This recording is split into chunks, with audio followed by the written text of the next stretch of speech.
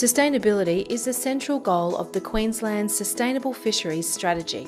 The most important question for fisheries managers is how many fish can be taken before fishing becomes unsustainable. A sustainable population simply means a group of fish that is able to sustain itself year after year. Fish reproduce and replenish their numbers to replace those lost to predators, disease or ageing.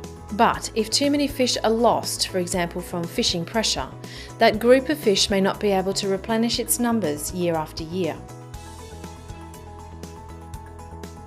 We first need to define what we mean by a population of fish, which is a group of fish that breed.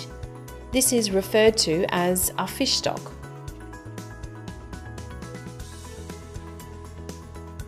We need to look at what makes a fish stock able to breed and replenish itself. Scientists monitor the number of females and males, their size and age, and the number of juvenile fish.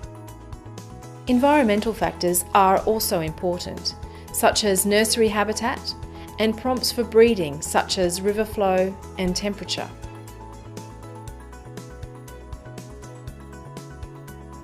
To ensure a fish stock is sustainable, we look at how much biomass there is compared to how much would have been there prior to fishing commencing.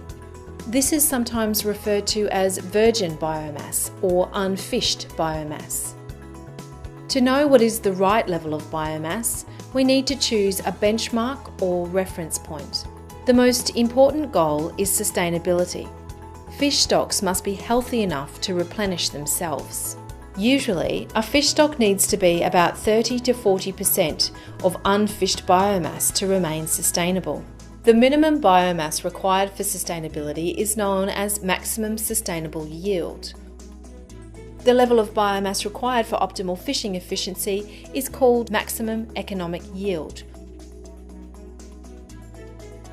An even better benchmark is the level of stock needed to optimise efficient fishing.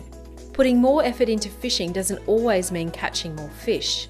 Up to a certain point, if you put in more effort, you'll get higher rewards.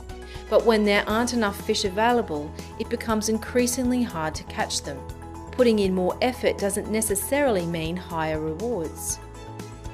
The ideal is to get the best rate of return on your effort, the most bang for your buck. This ideal rate of return is possible when larger amounts of fish are available. In general, this requires about 60% of unfished biomass. So how do we make sure we stay at these levels? Harvest strategies help ensure fisheries are managed sustainably by setting out what actions should be taken, depending on how the stock is tracking against benchmarks like these.